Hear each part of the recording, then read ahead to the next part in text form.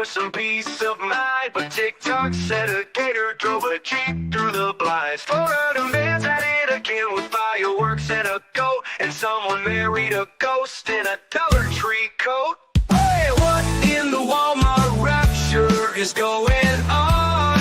Aliens dancing in a Waffle House song.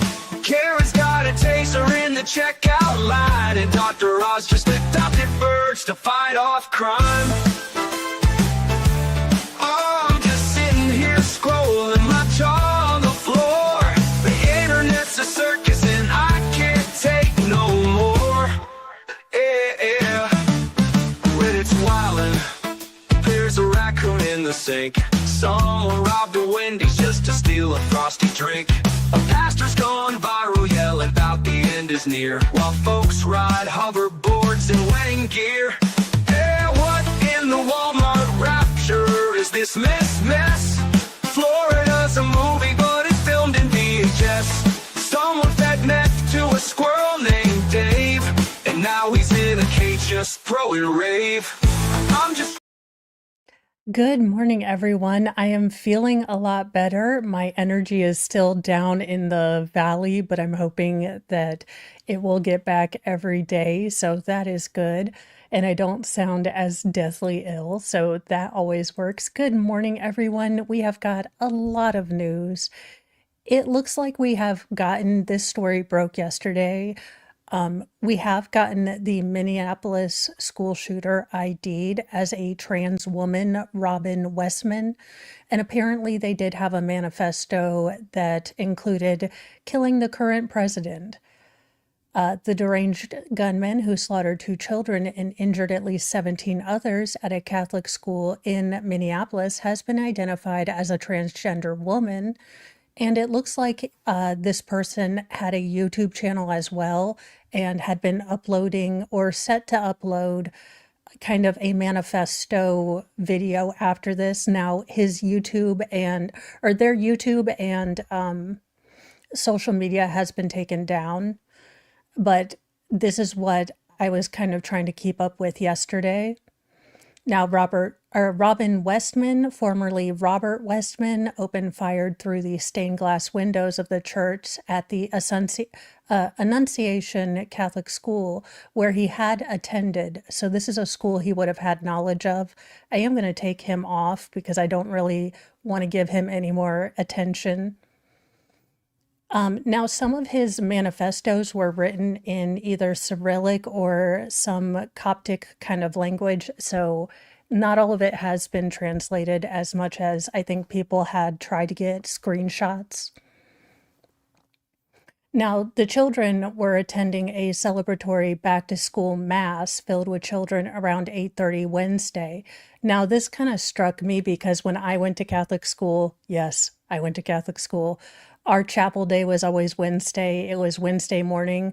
I kind of liked it because we got out of math and spelling. Not gonna lie, I praised Jesus to get out of the 2 subjects that I really hated on Wednesday. So this would have been something that these kids would have been used to, or, the older children, because I believe it was a K through 12 school. So it could go, so this is something normal. Now, just hours before the massacre, Westman posted a series of twisted videos on YouTube, which included a manifesto. Minneapolis Police Chief Brian O'Hara has confirmed that at a press conference. In one 20-minute video, Westman flips through a disturbing handwritten manifesto, much of which is in hand-spun code that uses Cyrillic and English phonetic words. Now, he gleefully fantasizes about being, the horrible, horrible person that he was. He said he had applied to change his birth name from Robert to Robin in Dakota County, Minnesota, when he was 17 years old. Now, again, I don't know where all of this kind of intersects. I'm sure everyone's going to have their hot takes. I'm not a genius, so I'm not here to give you hot takes. I'm here to give you the facts, and you guys can get give your own opinions or have your own opinions. Now, his mother, Mary Grace Westman, also worked as a secretary at the school, retiring in 2001. I'm feeling good about his son's enunciation. It seems like a good combo of easy attack form and devastating tragedy. I want to do more research. I have concerns about finding a large enough group. I also want to avoid any parents, but pre and post school drop off. So he had a very big plan. And I'm sorry, look, I'm going to say he because that's just what it is. If you take out children, I no longer care about the social contract that I have to be nice to you.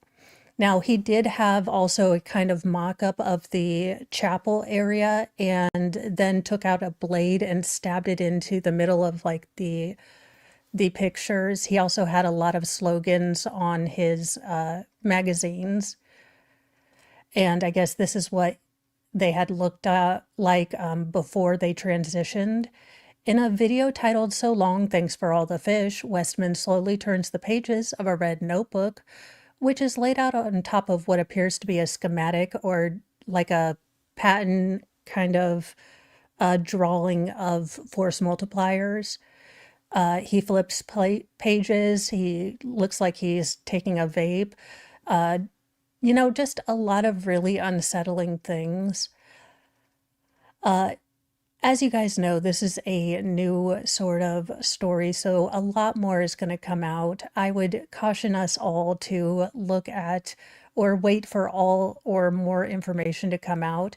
It does look like he had hatred of just about everyone except himself. So yeah, he's got anti-Semitic, anti-Christian, anti all this stuff. So this is going to be an ongoing story. I might do a separate standalone video because there is just so much coming out. But we don't know. I do know that he took his own life, the shooter did, and I don't really want to give him any more credit or any more trying to figure out what the hell, went on in his life that made him a monster. I'm kind of done figuring out why people are monsters and just punishing them when they are monsters.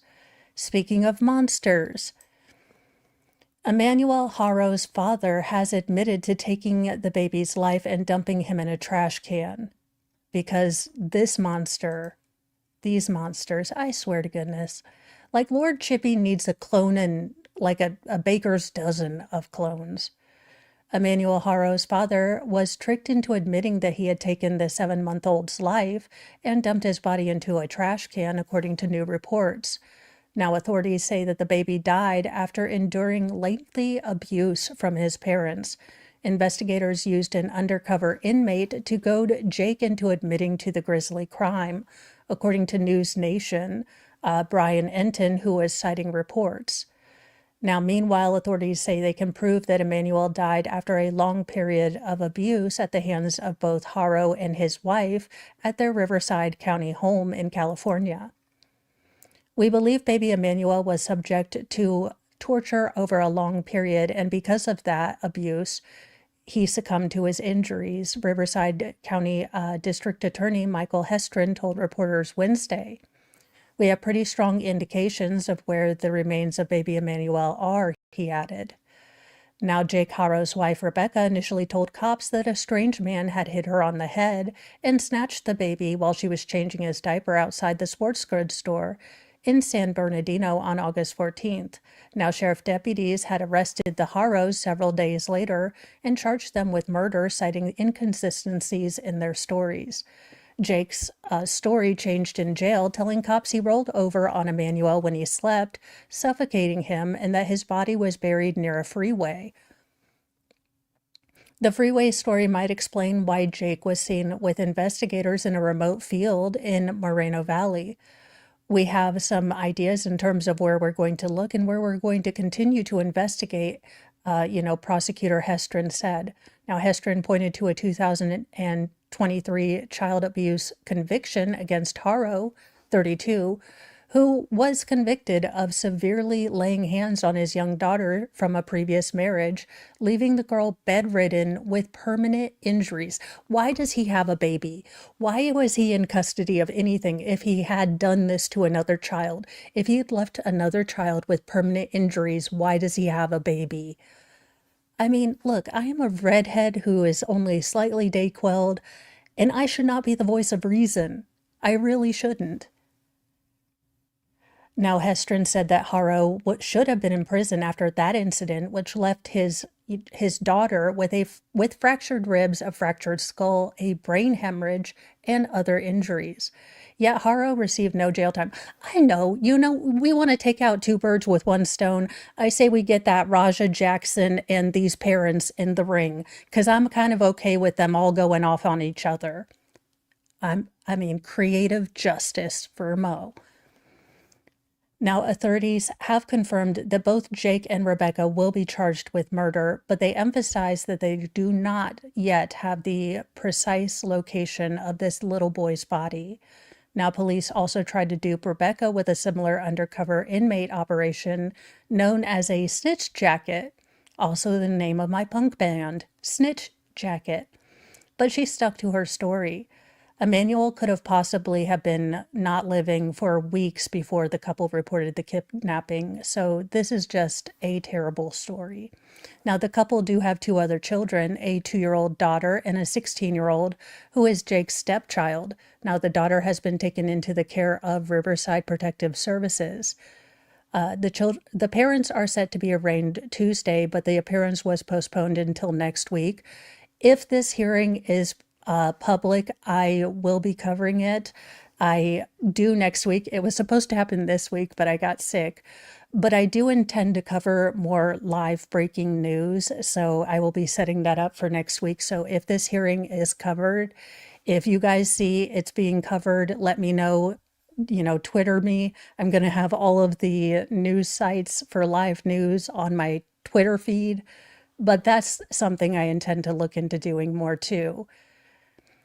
Now, the Riverside County Sheriff is conducting a joint investigation with police in San Bernardino and revealed that they responded to a report of suspected child abuse near the sporting goods store on the same day that Emmanuel vanished, and that the Harrows are linked also to that probe. So there's a lot of moving parts still going on in this case. Now, sheriff deputies said that the report involved a home on Cottonwood Avenue in Moreno Valley, just down from the Big Five sporting goods store where Rebecca claimed to be attacked. Now, the investigation is related to the Harrows, but no further details were going to be, released. Now, as of right now, we still don't know where little Emmanuel is, and I hope we get him back so we as a community, as a country, can bury this little boy with the love, respect, and dignity that his family, that his parents couldn't be bothered to give him. Just absolutely heartbreaking. Well, I mean, it wasn't exactly tech services, but I guess it's the person you'd want if you were having problems with your F-35. An F-35 pilot held a nearly hour-long conference call mid-flight or mid-air to try to fix a fighter jet before it crashed. An F-35 pilot spent 50 minutes on a conference call mid-air with engineers to try to solve a problem with the $200 million jet before it plummeted onto a runway in Ellison Air Force Base in Alaska, forcing him to eject from the aircraft, according to a report. F-35. I always want to say F-16, but I know they've got new ones. I mean, maybe they wanted to talk to him about his, fighter jet's extended warranty. In harrowing footage shared on social media, so let's see if we can get that. Holy crab apples. Yeah, he's had a better day flying. Giblets and hand grenades. Well, I'm glad he was able to get out. Holy fazolies. Because reason number 27,003, I'm not a pilot. No, thank you. So the jet spiraled into the ground on January 28th and burst into flames after the pilot floated safely onto the runway thanks to their parachute. Good morning, Emma Rampier. Well, I'm glad, like I said, I'm glad they're safe. Now, the crash occurred due to ice in the hydraulic lines in the nose and main landing gears on the F-35, preventing them from deploying as needed, according to a crash report. Yeah, but not able to put your landing gear down doesn't mean falling from the sky. I mean, perhaps maybe I'm crazy. Now, after takeoff, the pilot attempted to retract the landing gear but was unable to do so. When lowering it again, the landing gear would not center or lock at the left angle. Now, attempts to fix the gear while the fighter jet was flying caused it to react as if it were on a ground surface, according to a report obtained by the outlet. The pilot then got on a call with 5 Lockheed Martin engineers as the plane swooped nearer the airbase. Now, the call lasted nearly an hour. The pilot then tried 2 touch-and-go landings in a bid to straighten out the jammed nose gear, but those attempts failed and resulted in the landing gear completely freezing up. By then, the jet's sensors indicated it was on the ground, and the jet became uncontrollable, forcing the pilot to make a split-second decision to eject. Now, an Air Force inspection revealed that 1/3 of the fluid in the hydraulic nose system and the landing gears was water. A similar problem called hydraulic icing occurred on the same base during a flight 9 days after the crash, though it was able to land without incident. Now, the temperature at the time was a bone-chilling 1 degree negative Fahrenheit. The investigative report ultimately concluded that crew decision-making, including those in conference call, and the lack of oversight of hazardous material program all contributed to the crash. The F-35 jet manufacturer, Lockheed Martin, has come under fire for cutting corners in its production of the aircraft while still making it obscenely expensive. The price for the fighter jet has been cut in recent years, dropping from roughly $135.8 million each in 2021 to $81 million each in 2024, per a preliminary deal between the U.S. Department of Defense and Lockheed Martin. Yeah, no, I would like my landing gear to work. In November, the then Department of Government Efficiency head Elon Musk slammed the Pentagon's F-35 program for its shoddy execution and promised to cut the federal spending for it. The F-35 design was broken at requirements level because it was required to be too many things to too many people. This made it expensive and a complex jack of all trades and master of none. Success was never in the set of possible outcomes, Musk wrote on X. And manned fighter jets are obsolete in the age of drones anyways. So there you go. Yeah, I mean, I would expect it to land, to tell to like pick up my groceries, to do ironing, to possibly dust the baseboards. I mean, maybe to, plug into Bluetooth. I'm just saying, I would have a lot more to ask. Well, and things I didn't have on my bingo card this year. A Dubai princess is marrying French Montana a year after announcing her shocking divorce on Instagram.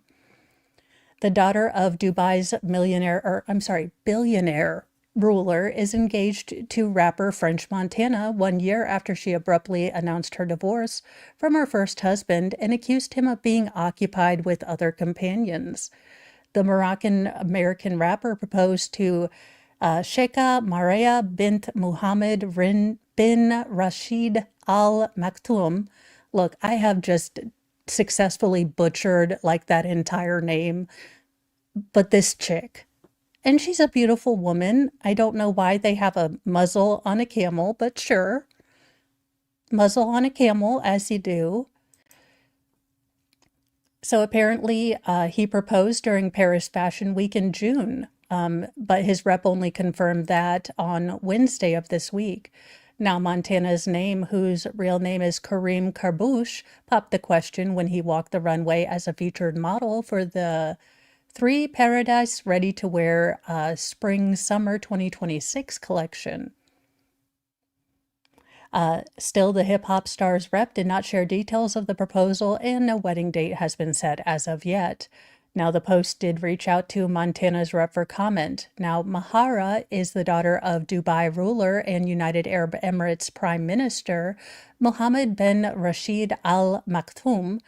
The three-time Grammy nominee was first spotted with the royal in the fall of 2024, shortly after she shockingly called off her marriage to Sheikh Mana bin Mohammed bin Rashid bin Mana Al Maktoum. What the name of the... Look, that's a lot of middle names. Look, I'm Catholic. I got my own middle name, and then I was supposed to have a saint name, so I get having a lot of names, but that's a lot of names to try to do in one breath when you're coming up from a, upper respiratory thing. So there you go. I mean, I don't particularly know anything about these two people. Not generally my jam, but good job and way to get out of a marriage without, being stoned to death, ma'am, because I kind of was wondering what was going to happen to you when you divorced your husband, because generally in that culture, it's the men that divorce the wives. So there you go. I mean, it's not particularly my jam of news, but I'm glad she seems to be doing fine. In the real news, after many years, we're going to learn why Hall & Oates, broke up. Because apparently there's beef. Where's the beef? Between Hall & Oates. John Oates reveals the real reason that he left Hall & Oates after resolving a nasty legal dispute with Daryl Hall. He's gone. John Oates revealed the real reason he split from Hall & Oates, and it doesn't have anything to do with his recently resolved legal dispute with former bandmate Daryl Hall. He stole a scarf. During an interview with People published Wednesday, August the 27th, the rich girl rocker admitted that he no longer felt challenged when it came to performing as a rock duo. Yeah, sure, I'm sure the legal problem had nothing to do with it. Yeah, you two just grew apart. It was always exciting. It was always great to play with a great band, Oates 77 explained. It was more about not being challenged because when I get on stage, I'm going to give it all I've got. Daryl and I spoke about this a lot, he continued, and we almost became prisoners of our own success. The She's Gone actor or singer said he no longer felt like he was part of a beloved rock and roll Hall of Fame duo. He decided to leave the group to pursue a totally freeing solo career. All of a sudden, I wasn't really thinking that I was part of Hall & Oates, even though I technically was for a period of time, Oates shared. I said, in order for me to find myself, all I have to do is go back and revisit my past and see where that takes me, he concluded. And from there, that's been the jumping off point. Now Hall, 78, and Oates performed together for decades after forming Hall & Oates in Philadelphia in 1970. Now, despite becoming the best-selling duo in pop history with hits like Man-Eater and Private Eyes, their partnership broke down in November of 2023 when Hall was granted a restraining order against Oates. Yes, they were just creatively different. That's why they needed a restraining order. I mean, we can rewrite it however we want. Now, Hall sued Oates to stop him from selling his share of their joint business entity, Whole Oates Enterprises, to music publisher Primary Wave. 1 month later, the battle got uglier as Oates confirmed that he had moved on from both Hall & Oates and Hall & Oates. I have amazing amount of respect, and I'm really thankful for the success that Daryl and I have had. He said in November 2023, we've done something over a 50-year period of time that not many people can say they've done in their lives or careers. But I've moved on. I've moved on in a big way, Oates said at the time. I've got other things I'm doing. Months later, Oates put an end to any potential Hall & Oates reunions when he revealed that he and the You Make My Dreams singer shared no communication amid the lawsuit. But they look so happy together. And he's the reason my dad got a perm. I mean, someone has to be responsible for the reason my father once got a perm. And I'm going to go ahead and blame y'all. Personally, I don't see, a reunion happening. So there you go. Now, as for Oates, he's continued to release solo albums since breaking away from Hall & Oates. His latest record, Oates, releases Friday, August 29th, And Kiss on My List singer called it one of its most fulfilling products ever. So there you go. He's getting a new record.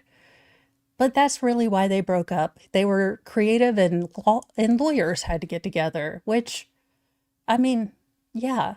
Now, I like to bring you guys science, and I like to bring you science that makes chocolate taste better. So I say we Bill Nye the Science Guy the hell out of this, because I think this is a great, science story. Chocolate is supposed to taste even better if you listen to this new song, which has been composed by a music-loving scientist. Now, according to the University of Bristol, Brainiac has created a song that's actually supposed to make chocolate taste even better when you're listening to it. Now, chocolate tastes pretty good, so I'm kind of confused as to how you can make it better. After doing 60 years of research, which found that a music's pitch, key, and speed can trick the brain into thinking something, particularly sweet treats, taste more decadent than they really do, as per SWNS, Dr. Natalie Hyacinth, a composer and sound expert, created a musical track that's meant to be listened to while you're eating a sweet treat to make this, experience much better. Well, if you can make, a Twinkie taste better, actually, I don't like Twinkies, but a snowball, I like coconut. Now, Hyacinth discovered that the brain does a party trick called a multisensory integration where senses start to mingle. Pair chocolate or sweet fruit with a tune, and the brain turns the dessert into a full-blown multi-senses orchestra. Think of your senses having a jam session. Now, her research found that silky, more lush tones in major keys make chocolate taste creamier and sweeter, while sharp notes crank up the bitter bite, and fast beats are best left to fast food. Galaxy Chocolate is putting the science to the work, with the Science commissioned a 90-second track called Sweetest Melody, a 78 beat per minute track designed to melt in your ears while you're doing the same thing to chocolate in your mouth. I mean, it's science, but I'll be buying chocolate. I mean, regardless of whether I'm going to listen to this music or not. She added that the power of music to enhance your enjoyment of chocolate is a thrilling prospect. Now, the inspiration for the track came after a poll of 2,000 Brits was taken, which discovered that 37 swear by a sweet treat or for me time, and 56%, crank up tunes to chill out and reduce anxiety.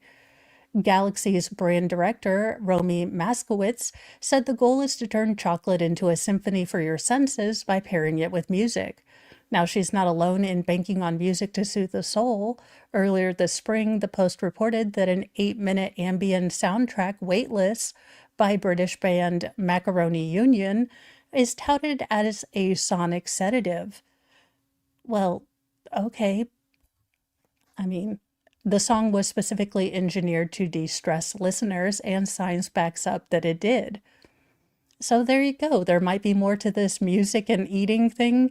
I mean, to be fair, if you could give me a music song that made chocolate taste good, and then when the song was over, I don't want to eat chocolate anymore, that would be great. That would be awesome. That being said, I mean, I'll have to try it, JKD Buck, because I do tend to get anxious, and it might be nice to have an 8-minute kind of stop the anxiousness kind of thing for me. Now, we've got a couple Final Form Jesus stories because holy fazolies, y'all, we are on, look, I'm not saying I'm thumbing through Revelation to make sure that none of this is on the playbook, but y'all, I'm getting worried. Ye keep its grove, thou gloaming shrine of thirst traps, scams, and dollar signs.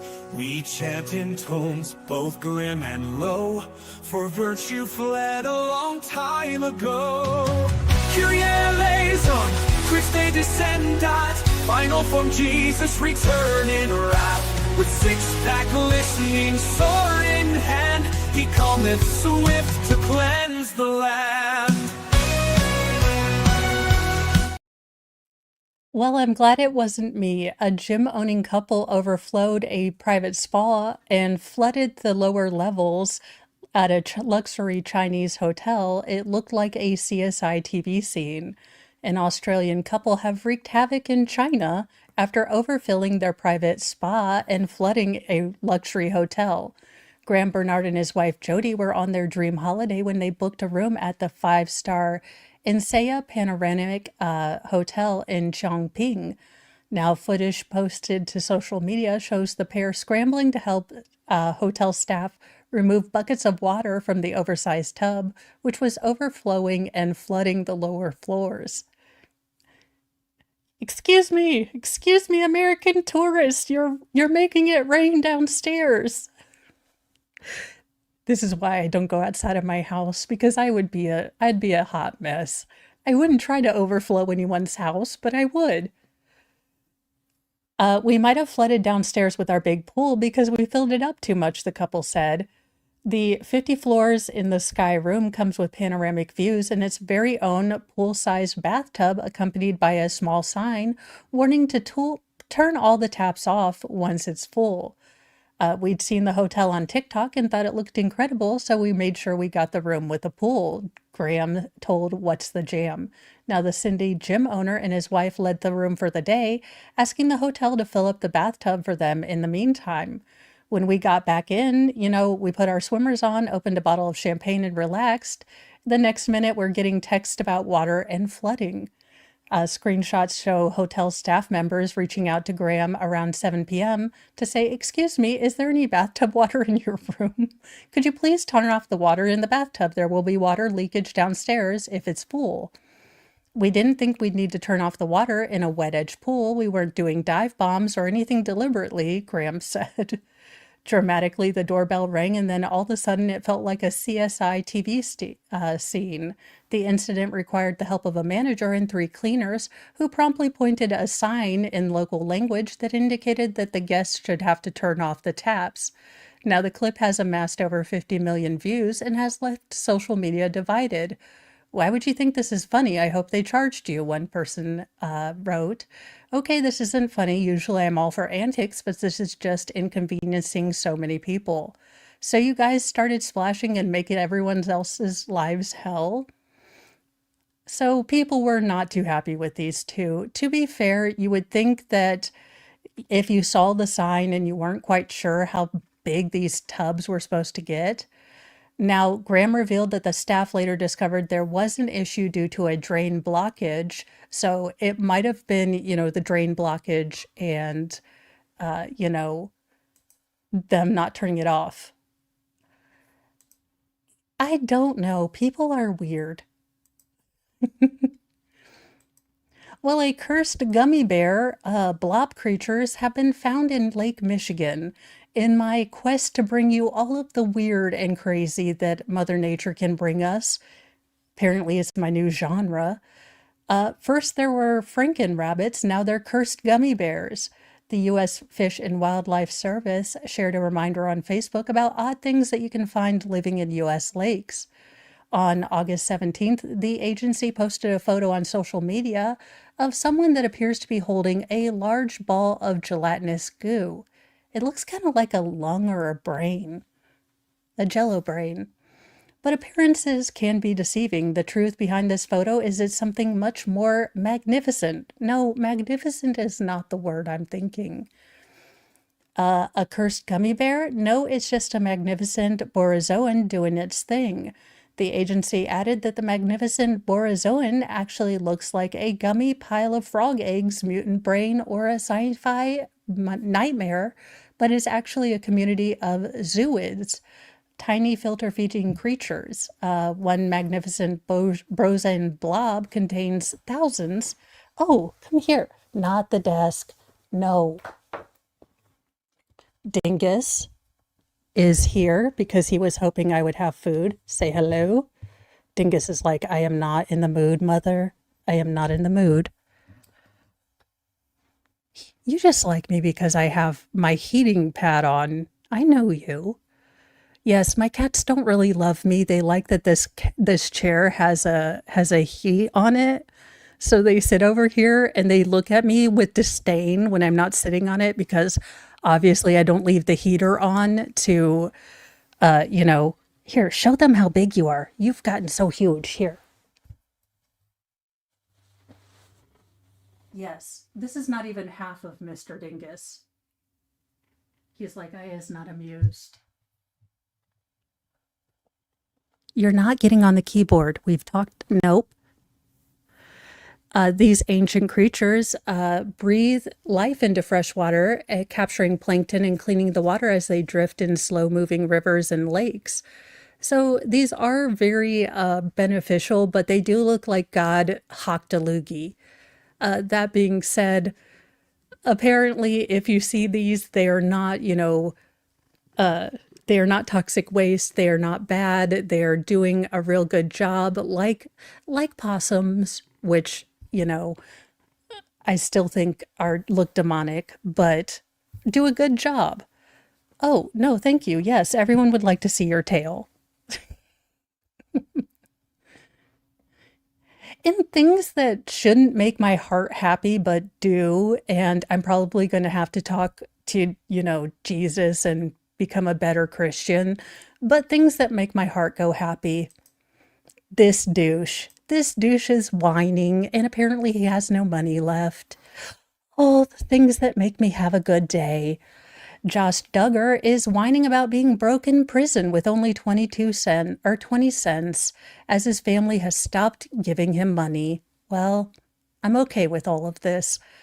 Josh Duggar, the former reality TV star, convicted of possessing child grossness, is now claiming financial hardship as he pushes forward with an appeal to overturn his conviction.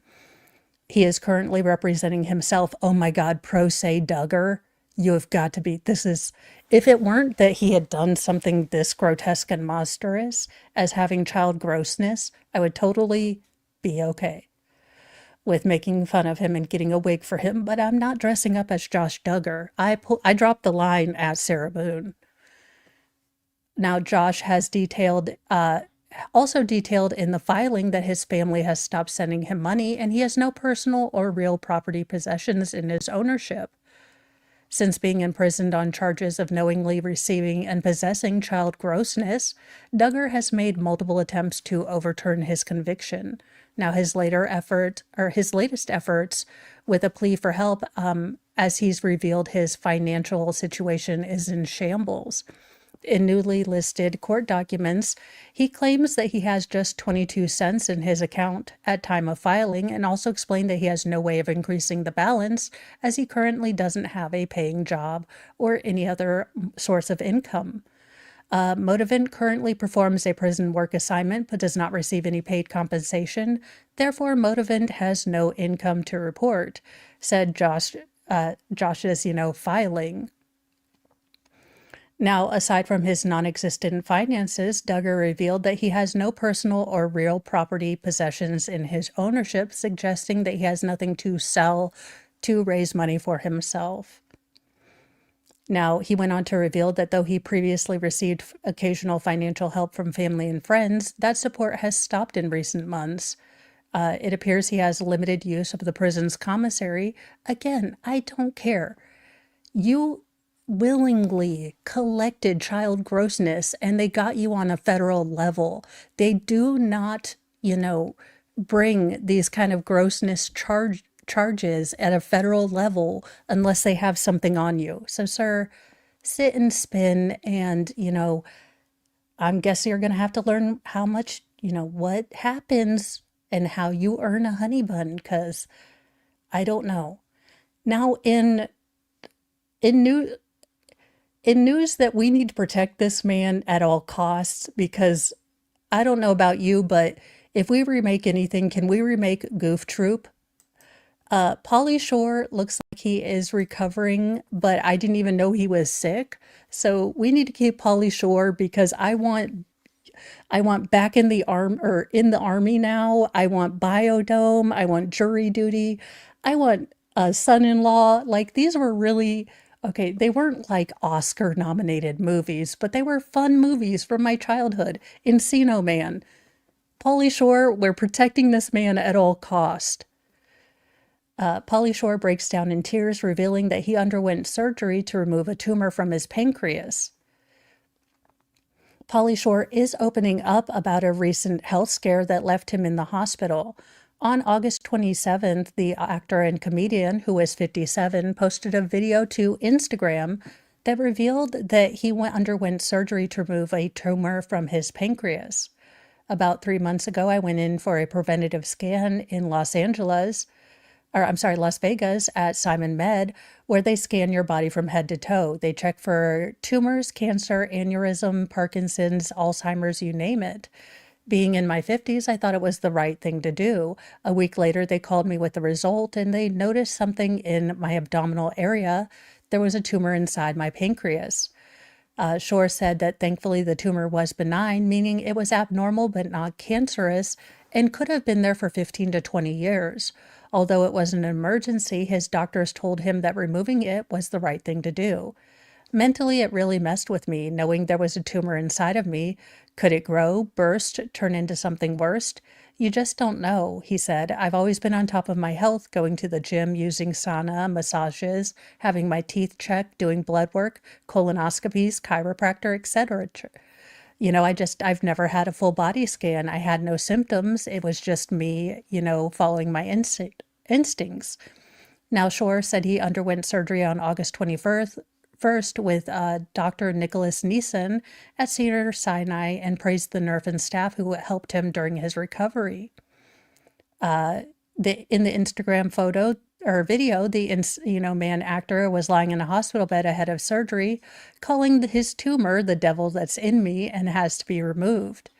Now the clip cuts to 5 days later while Shore is still recovering. He said that surgery was successful before breaking down in tears about the health scare, admitting you never know what's effing inside your body. It's been tough. The aftermath of abdominal surgery is pretty effing hard. He said, wiping tears from his face. It's just been wild. He is back home with some, medical attention and things like that. So hopefully he will be good. And I'm glad they caught this earlier. And, hopefully he can go back to being the Pauly Shore that we love. I'm going to go watch Goof Troop, or the extremely goofy movie now. The Goof movie. Great movie. Loved it. And now we go to these trio of monstrous monsters who at this point, we need to figure out something worse than Lord Chippy, because Lord Chippy is going to start refusing to service new customers if I continue to find horrible people. So we need to figure out, SpaceX like to Mars, because there are some people that are just too bad for Lord Chippy. And I put every single person in this segment today on that list. They're our skin, they steal our grace. These monsters wear a human face. No gavel, no badge, no throne, no crown can stop Lord Chippy from burning them down. Justice ain't fast, justice ain't clean. It's a long, sharp road through the in-between. So raise your fists and light your flames. Chippy's coming and he don't play games.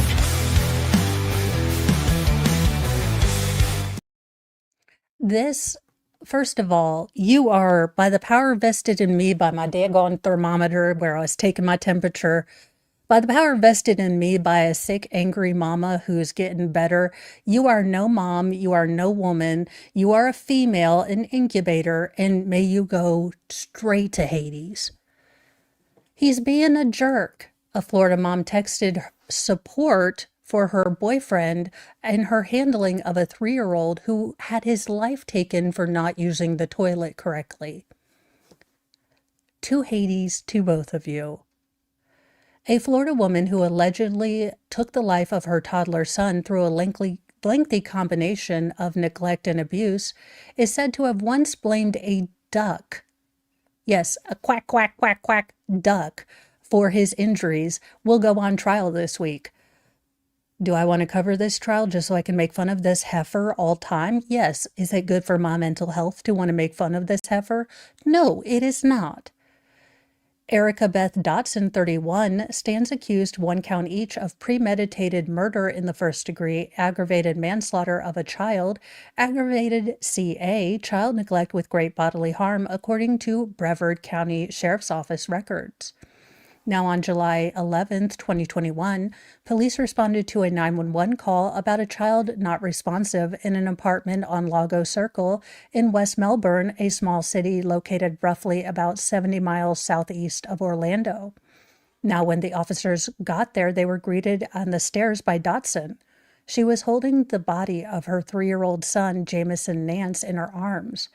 Now, the autopsy showed that the child suffered prolonged battered child syndrome, with a litany of injuries inflicted in the weeks before his death, including a broken tooth that pushed into his gum, a cut on his jaw, fractured right rib and left arm, a ruptured esophagus, 7 separate stab wounds, some fresh and some healing to his head. Send these people into a black hole, because I can't. Put their ashes under a tree, put them under a tree, and let them, do something right for humanity by fertilizing trees. Save the planet, plant an asshole. It's my new charity thing. Save the planet, plant an asshole. So we plant these people, we put a tree on top of them, they fertilize the tree, and then we have oxygen for the rest of us. How about that? Allegedly in Minecraft, I do not have the power to put this in order, but I do wish I did sometimes. Now, some of the abuse Jamison endured was so clear that first responders who met his mother on the second floor landing that day, the patrol supervisor immediately determined that the child was no longer living. Rigor mortis had set in. The child appeared to be bruised significantly. His face was swollen, and there were signs of trauma. Now, Dodson would allegedly tell investigators that she woke up around 5:15, snuggled with her son, okay, Shanda Vander Ark, leaving work roughly an hour later. Now, the defendant said that she talked to her boyfriend, Joshua Andrew Mans, 29, on the phone around 6 p.m. To discuss something unrelated to her son, according to the affidavit. Then, during a phone call roughly an hour later, Mans allegedly told Dotson not to drive because Jamison was not good. Over the next several minutes, Mans provided a story to them, explaining that the child was not living or likely had drowned, the affidavit read. Now, upon learning that Mans had not called 911 or any other manner of help, she herself called 911 as she was frantically driving to the apartment. Now, she claims she arrived only moments before the police found the child on the bathroom floor. Eventually, and by the time law enforcement arrived, Mans had left the apartment, though he was later arrested in Orlando. Meanwhile, a dispatcher thought to contact the adult who had overseen the boy's final moments in an effort to give him instructions on how to perform CPR. But by then, Man was already on the lam. Despite his absence, the boyfriend allegedly left a note saying he had personally suffered from a seizure and passed out while giving Jamison a bath. When he woke up, Mans allegedly claimed that the boy was floating in the water. Now, the note insists that Mans performed CPR, but nothing worked. Now, investigators made observations about the apartment that there were 3 empty bottles of children's Tylenol and dosing cups all over the apartment, as well as rags wrapped in bags of water as if they had been frozen and used as cold compresses. Observations led the investigators to believe that the child may have been receiving treatment at home rather than being taken to a clinic, doctor, or hospital. Now, the medical examiner determined that Jamison died of cardiac arrest, so he was not even living in the tub. As it turns out, state authorities had been apprised of at least some of Jamison's treatment. This is okay, you guys, seriously, if I were to run for president, do you know what my only platform would be? And I'm not joking with you. I would disband every child protective services, audit that. audit them, and then put people who have actually been on the front lines work and make them work for children. I am so daggone tired of these, protective services knowing about these monstrous parents and doing jack crap nothing, but going in and screwing up other people's lives because their kids had a bad day. So how about we make it fit for purpose? Doggone it. So the Sunshine State authorities had been apprised of at least some of Jamison's mistreatment before he died. In February 2019, the Florida Department of Children and Family Services investigated after the boy's leg was broken in an unwitnessed event. Now, sometime later, the boy's biological father filed a petition to establish paternity and secure access to his son, a legal process that was still ongoing when Jamison passed away. Then, in March 2021, Jamison broke his leg again, and again child welfare agents investigated. Now, this time, adults in the boy's life claimed that he had fallen off a curb. This claim was disputed by a medical examiner after Jamison's death. The second broken leg led the DCF authorities to learn of several suspicious incidents in the child's life, including injuries to his face, which were discovered the last day he ever attended daycare, according to law enforcement. The story was that the family had been spending time at a pond and the child fell, rolled in near to the water, and was attacked by a duck. Attacked by a duck. You guys saw this kid's face, black and blue, and you thought duck. Law enforcement also drew attention to the way that Dotson and Mann discussed punishing Jamison in a series of texts. So the mom was saying, "I love you. I appreciate you dealing with him for me." Another time she said, "He's in big trouble. He's a jerk. Put him to bed with no fun today." Again, Shanda, ugh. I don't know if they were giving him pain medication to sedate him, but with all the injuries, Tylenol isn't going to cut it. Now, the mother's trial begins Wednesday. I know I shouldn't say this, but why are we having a trial? Look, ma'am, Gen Pop Justice, goodbye, ma'am, goodbye. And yet another douche who continues to douche despite, my new plant a tree, save an asshole campaign. A fire captain intentionally killed his girlfriend and her son because they were witnesses to a crime. Now, this is an update. A long time back, I did a very small story about him being implicated in taking the life of his girlfriend and her son, and we weren't quite sure as to the motive. But it looks like they finally found out the motive in this case. A firefighter from California faces murder and attempted murder and child abuse charges in the deaths of his 29-year-old girlfriend and her son. Darren McFarland, 47, stands accused of killing his girlfriend, Marissa N. Divdovi Lasana, and her son, who is identified by the family as Josiah. Now, in the complaint, she is listed as Marissa Herzog, so there might have been a change of name, a divorce or something. I'm not quite sure, but Law and Crime did go on to point out that if I do look at the paperwork, she's going to be defined as something else by her last name. Now, he is charged with 2 counts of murder and 1 count each of attempted murder, child abuse, and domestic violence. According to prosecutors, McFarland shot Marissa in the dining room of their home as she tried to use a cell phone. He also allegedly tried to kill another child who was in the home at the time. Now, the complaint shed light on a potential motive. Prosecutors allege that the two were killed to prevent testimony. The victims were witnesses to a crime and were intentionally killed because of that fact. It doesn't expand on what crime they witnessed, and prosecutors with the El Dorado County District Attorney's Office would not comment beyond what was in the criminal complaint. So I'm sure that we will get more information as the trial gets closer. Now, the El Dorado County Sheriff's Office said deputies responded to the shooting around 9 p.m. Thursday to a home in the 3000 block of Oakwood in Cameron Park, which is some 30 miles east of Sacramento. When they arrived, they found the two victims inside the home suffering from gunshot wounds. Marissa was pronounced dead at the scene, and unfortunately, her son was rushed to the hospital, but he was pronounced dead there. Now, investigators identified McFarland as a person of interest and arrested him a few hours later on homicide charges.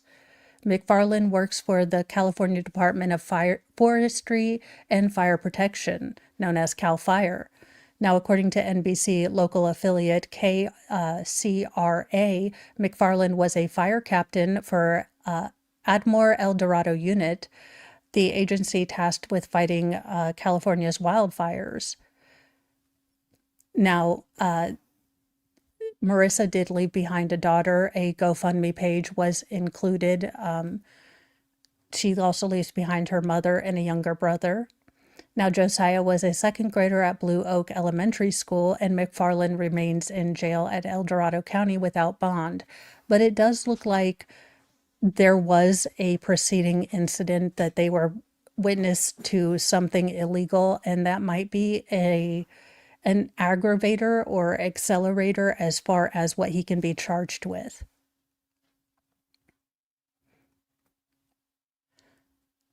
And in just the most sad and heartbreaking story I have read thus far, and we will have a puppy kitten break after this because we're going to need it. A dad blocked a mom from giving away a 19-month-old son to a loving family, then took his life while she was at work. Just cannot, I will not with this. And the only small comfort is this man is going to be behind bars for the rest of his life. And hopefully Gen Pop knows what he did. Gen Pop justice to the rescue. Felons unite. A Michigan father will die behind bars after being handed a life sentence on Monday for the taking of life of his 19-month-old son, who he basically laid his hands on to death, after the boy's mother had tried to arrange for him to be adopted by a loving family. Now, this was charged in federal court, so good luck, sir. Eugene Ratten, 37, of Lansai, was convicted earlier this year of murder and first-degree child abuse for the death of his son Carter, who was living with him on tribal land in the state's Upper Peninsula. Now, he was sentenced on Monday by U.S. District Judge Paul Maloney, who doled out one of the harshest punishments possible, according to the U.S. Attorney's Office for the Western District of Michigan, stating that the sentence will do justice per a DOJ press release. The evidence at trial showed that Rattan had care and custody of his minor son Carter on the night of February 19th, 2024, the release said. Now, the two were alone in their home on Lasan Reservation of Keweenaw Bay Indian Community when he called 911 to report that the 19-month-old boy was not breathing. Now, according to the federal complaint, he told the 911 dispatcher that he had found Carter not breathing and slumped over the bed. He claimed to have left the child in bed for a nap and reported that he could see cuts on Carter's tongue. Now, the boy regained consciousness and was rushed to the hospital where medical staff observed bruising all over his body. A CT scan revealed internal bleeding and bruising that appeared to be consistent with hands.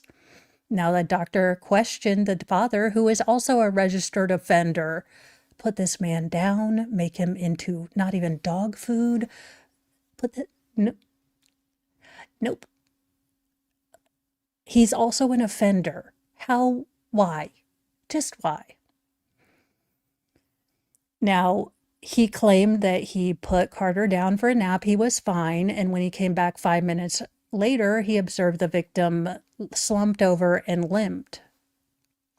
Now, according to this douche canoe, Carter had been sick with an upper respiratory illness and was scheduled for a medical appointment. Now, the boy's mother told investigators that she had come home between work shifts on that day to say hi to him, and Carter was completely fine. The victim was eating and doing well, the complaint said, citing interview statements from Carter's mom. Now, first responders and doctors tried rapid, extensive medical intervention involving 3 different medical centers because I'm guessing he had to go to higher and higher trauma levels. Also, pediatrics is a completely different field than adult. There are interactions that children have that adults don't have because of a fully established blood-brain barrier. So they probably had to take him to a children trauma hospital. Now, local medical providers testified during his trial that Carter had suffered from extensive trauma and inflicted trauma. The cause of death was blunt force trauma, and the manner of death was homicide. Now, a mattress belonging to a pack and play was found inside his home that contained blood all over it. Now, again, just absolutely ridiculous. I am glad that this man is no longer going to be here. The conviction of Eugene Rattan further ensures the public that this child predator and unaliver will never again have the opportunity to harm another innocent young soul, said Reuben Colbin, acting special agent in charge of the FBI Detroit field office, in a statement Monday. To the family and loved ones of the innocent child, I extend my deepest condolences. The FBI in Michigan remains unwavering in protecting our children and reassuring communities that justice will be served. Now, courts show that he has already filed for an appeal. Appeal this, sir. Double. We need a puppy kitten break. We need a puppy kitten break, or I'm gonna build a killdozer.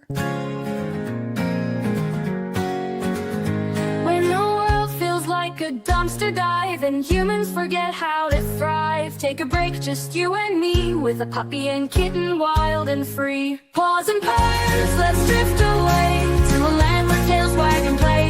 No more noise, just gentle muse in our furry four-legged cruise.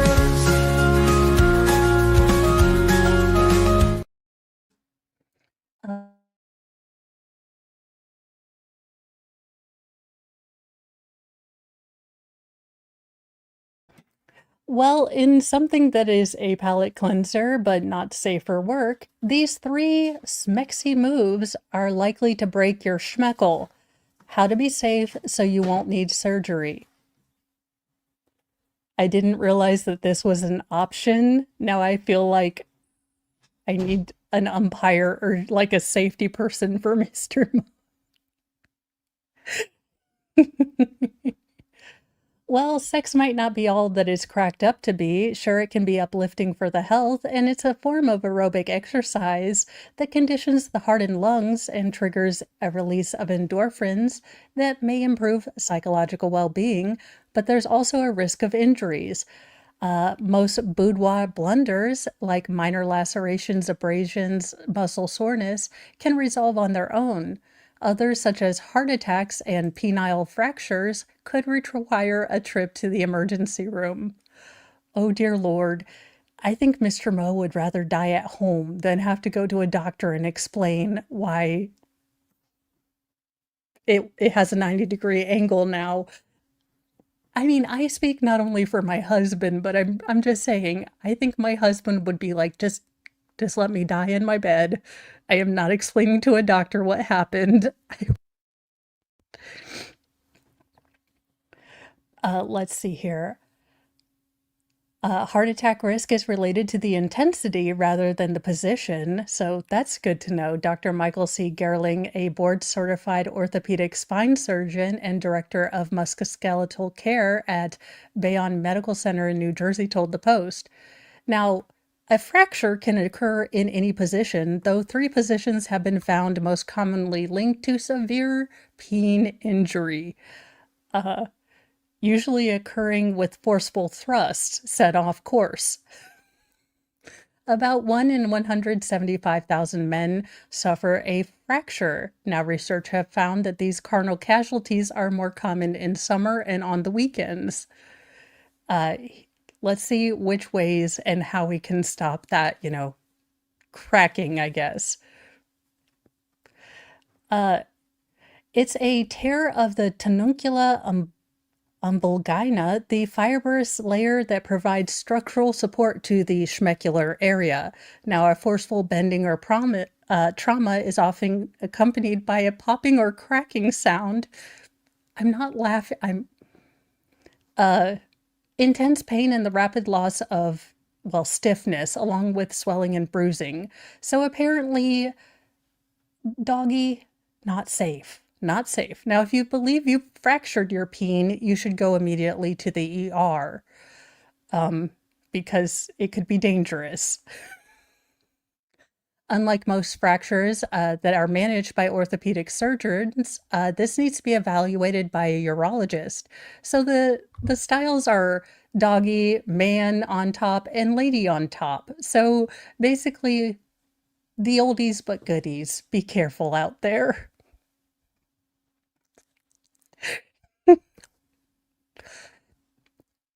Now, surgery is typically need to repair the tear and drain any accumulated blood. I'm trying to find a place where I can stop that doesn't have just people. In case I am not making these up. Now, patients typically have to abstain from any sort of smexy times for about 6 weeks, but can return to work sooner depending on the nature of their jobs. In 2020, a Brazilian study of 20 years worth of penile fractures found that doggy style was responsible for 43% of cases, while regular was 40 and women on top was 12. So there you go. Now, not surprisingly, these are the most common positions.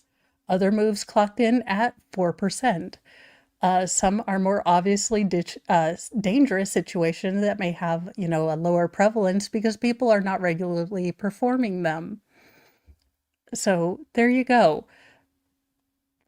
Gehring recommends exercising extreme caution while having SMECs on less stable or elevated platforms, such as, shelves or areas that are wet.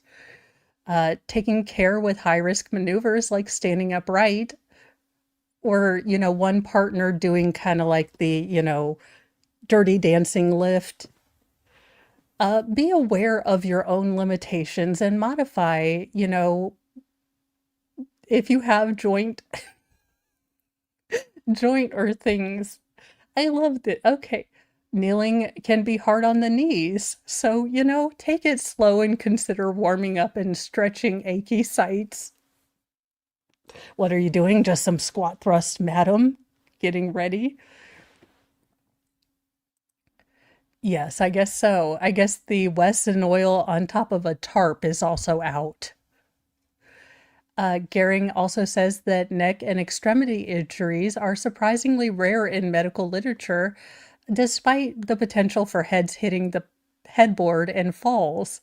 Back pain is a top complaint, so there you go. Remember to stretch and icy hot afterwards. Don't icy hot before because no one needs icy hot on their bits. I mean, there you go. So preparing, his final thing is to prepare for the smexy times by stretching and with a regular core strengthening routine.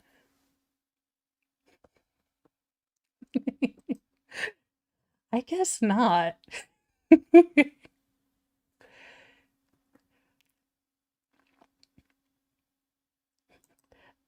This RSVP, go ahead and RSVP me no for this particular joyous idea, because this is a no for me, you guys. A roller coaster fanatic breaks the world record for the most head-spinning rides in a week. That's a no. I don't need any. I hate roller coasters. I hate not being in control of a ride. I don't like falling down places, and I don't particularly trust things that are put together by carnies. So roller coasters are kind of out for me. A thrill seeker broke the world record for riding the most roller coasters in one week, reaching an adrenaline pumping 55 roller coasters in 1 week. Dean Stokes, 36, had set himself a summer challenge of riding every single roller coaster in the UK, but his plans were scuppered by Storm Flores. However, he still managed to set a Guinness World Record for the most roller coaster rides ridden in a single week after he tackled 55 in just 7 days. Yeah, no. He set off from Brighton Palace Pier on August 2nd and ended up at Thorpe Park on Sunday, August 17th. During that time, he visited 32 theme parks and took on 108 roller coasters. I realized that I'd ridden countless roller coasters in a lot of different countries around the world, but not many across the UK, said Stokes, who has his own business, technology, and AI training company. I also decided I wanted to create this challenge for myself. When I first started to mention it to people, I thought I would get called crazy, but people actually just started encouraging me. He told everyone it was amazing and I had loads of fun. And an upset stomach. Now, he noted that there were some ups and downs, both literally and metaphorically, particularly with Storm Flores scuppering my plans and all the logistics. But my friend Simon came with me and did most of the driving all around the country, so he was a huge help. Funnily, Simon didn't ride a single roller coaster with me because he hates them. Instead, he was in charge of ranking snacks at the theme park. I'm still trying to get him a Guinness World Record too for being the first person to visit that many theme parks without riding a single roller coaster. That's pretty cool. I would be that one. I'd be like, I ate all the snacks. Over 16 days, Stokes and Simon drove more than 2,300 miles. Now, Stokes is from Brighton, and they said they visited some amazing places, but his favorites were Adventure Island in Southend and Creeley Theme Park and Resort in Devon. We're really lucky to have so many amazing theme parks on the beachfront all across the UK, especially with many being independent or family-owned parks. So interesting. Meanwhile, his favorite individual roller coaster were Icon at Blackpool Pleasure Beach and Hyperia at Thorpe Park. Now, Hyperia is the UK's tallest, fastest roller coaster, reaching speeds of 80 miles per hour and heights of 236 feet. Stokes says he hopes his achievement can encourage other people to spend a lot of money on theme parks. I mean, doing things they enjoy. I never really went to theme parks as a kid. I only tried my first roller coaster as a teenager, and I really enjoyed it. But it was only in the last 5 to 10 years that I discovered I really love the adrenaline rush. Well, there you go. He added that the atmosphere at theme parks is great and it's just somewhere fun to be. So I really hope, me doing this can encourage more people out there to do what they love. When he set out on this challenge, he wasn't expecting to break any records. But after he started sharing his journey on Instagram, Guinness World Records got in contact saying he could set a new one. I didn't expect to be setting a world record, but they got in touch and said no one had ever attempted, how many roller coasters can you ride in 1 week? Well, there you go. And he even has his fancy thing. I'd carry that to my high school reunion. He added he was super proud to win an official world record, noting it was surreal to having it hang in his office before suggesting that someone else should vie to surpass his achievement. I actually think it's super beatable, so I'd encourage any other roller coaster fans to get out there and give it a go. I'm ready to pass the baton. So that's cute. I think it's nice to end with these stories because I swear sometimes Lord Chippy stories make me want to learn how to weld and become the, avenger my own self.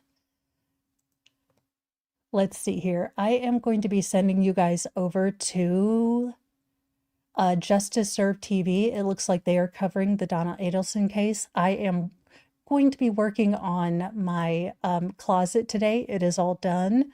And then I should be able to give you guys this weekend a full video of my new room. Because my closet wasn't done, my room essentially looked like, it was on hoarders. So I wasn't really ready to show you guys all of my hoard of junk. But now that my closet is getting, put together and my office stuff is coming back, my wigs are coming back this weekend. I will be able to play Donna again.